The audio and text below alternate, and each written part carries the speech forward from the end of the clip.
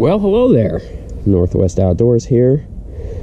Today we're going to be talking about the Tops Knives Backpackers Bowie. From what I understand, this knife is to be discontinued from Tops. It's on their honorably discharged list on their website, and I've only been able to find it from one source, and that's one seller on Amazon. It ran me about $90, but in my opinion, it's well worth it.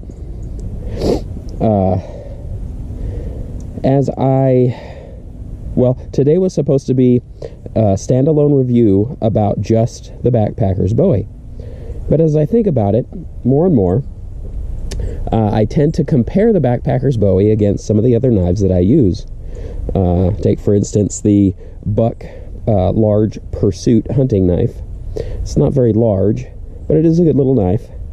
And then I've got the K-Bar Becker BK2, a much larger, more robust knife, but not quite as dexterous as the smaller counterparts. So, the Backpackers Bowie. The Backpackers Bowie is a great little knife. Now, I want to emphasize little knife because it's kind of small. I mean, my thumb, if I extend my thumb out the spine, it goes over halfway out the spine. What does that mean to the user? Well, it's going to be great for smaller tasks, more intricate work, cutting notches and things, cutting line, sort of everyday tasks in bushcraft or camping.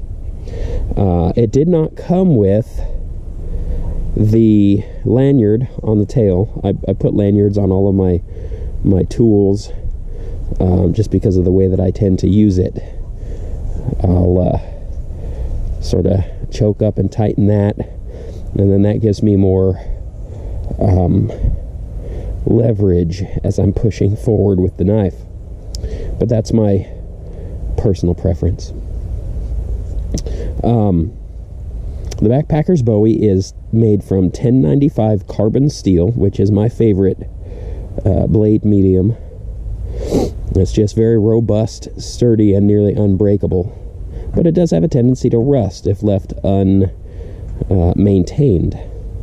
The grips are canvas micarta, which has a really great feel. A lot of the other videos that I've seen about this knife talk about how great it feels in the hand. And with these finger grooves, you can see my fingers just sort of lay right in those grooves. My thumb just kind of like naturally goes on the spine grip there. The only critique that I would have about this grip, this handle, is that I wish there was a little bit more in the tail end of the handle for my pinky finger to grip, some sort of a pommel, if you will, to sort of stop my hand on the tail. But other than that, it is great. And because the canvas micarta has such a wonderful grip to it, I don't foresee this ever slipping or sliding out of my hand in any way. The engraving on the side of the blade is actually very deep. Well, not particularly deep, but it's got some sort of texture to it. Definitely not the typical like laser etching that you'd see on a lot of blades. It is made in America, so that's nice. I believe they're out in Colorado. Wonderful little knife. Tops will, if you were able to order this knife from Tops, which I believe they still have it in stock, they will sharpen this false edge on the back upon request. There's also different, I believe, one other finish option you can custom order from them, as well as one other handle scale type that you can order. We're not going to get into field testing this today. There are so many other videos on the internet that field test and demonstrate this knife. This is more of just kind of an overview of the knife. The sheath is a plastic, excuse me, Kydex thermoform plastic molded sheath. Some typical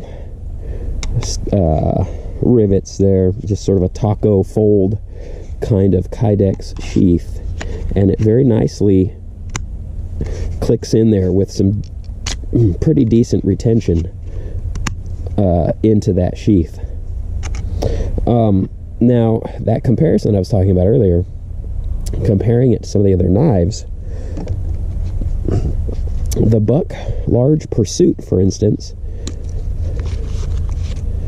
is made of I believe it's a cold tempered stainless steel, and it as well feels very nice in the hand, but it only has the 2 finger grooves on the handle, this plastic and rubber handle, but it's much lighter than the Tops, and I would probably attribute that to the stainless steel.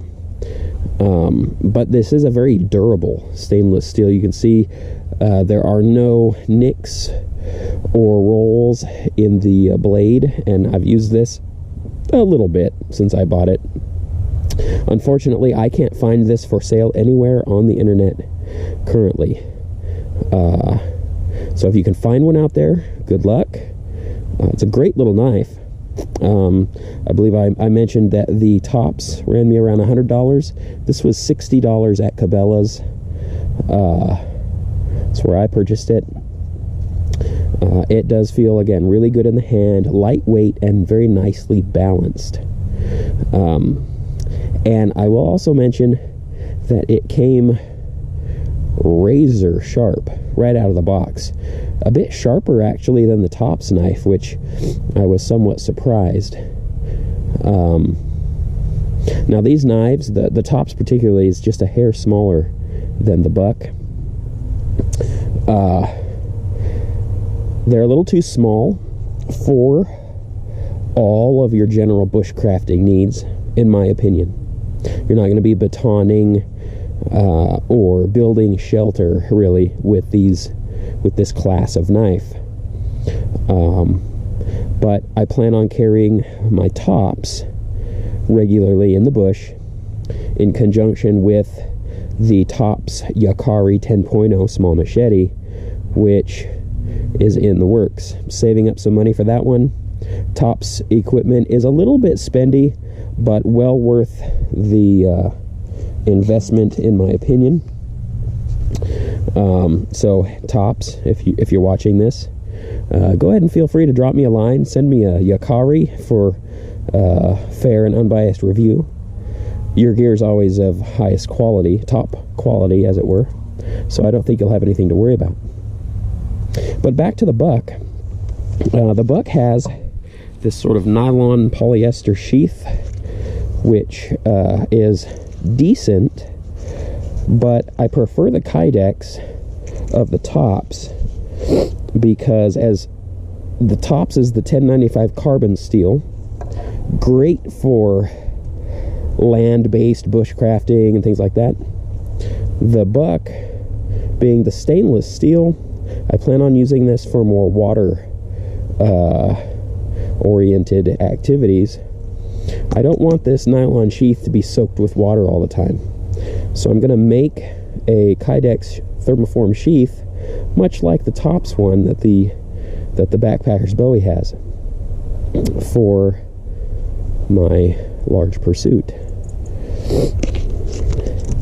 Now, like I mentioned, these knives are a little small for your everyday bushcrafting needs. So we do have the K-Bar Becker BK2. Now, this knife normally comes with a black oxide finish, but I took the handle scales off and soaked it in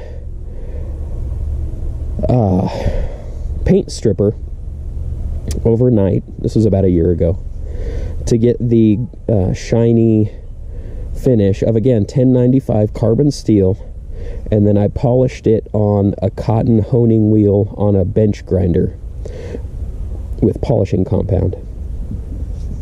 This knife, you can tell, is considerably larger than the others. Its spine is a 1/4 inch thick 1095 carbon steel, nearly indestructible and very heavy. You can get a good chop, a good whack on it. In fact, I've got some sort of marring. I don't know if you can see it. Some marring on the spine from hitting it with a hammer to split wood, and still no damage or blemishes to the cutting edge, really, to speak of. Very nice knife. It as well was around $100, and a lot of good handle scale, aftermarket handle scale options, colors and whatnot to choose from. Just 3 nut and bolts peel those scales right off. Very accessible to change those handle scales. Excuse my hands, burned myself at work. Got some blisters from that, but the K-Bar Becker BK2, very nice knife, a little heavy and large to just carry around on my hip all the time though. So back to the original purpose of this video, the Tops Backpackers Bowie. Again, $90 on Amazon, well worth it. I find that the size was surprising. I mean, it was an accurate depiction in the specs of blade length, overall length, handle length, but it wasn't until I actually got the knife in hand that I realized just how small it is. And I do wish that Tops offered this exact knife in maybe a 10 or 12 inch overall size, maybe 6 or 7 inch blade length, so a person could get really a nice good chop, a nice chopping motion with it. But again, I'm going to use this in conjunction with the Tops Yakari 10.0 small machete, which again, $165 on Amazon. Got to save up for that one. But yes, the Backpackers Bowie, great knife. And I think we're just about out of time for today. Check in again for more content. Like, share, and subscribe, of course.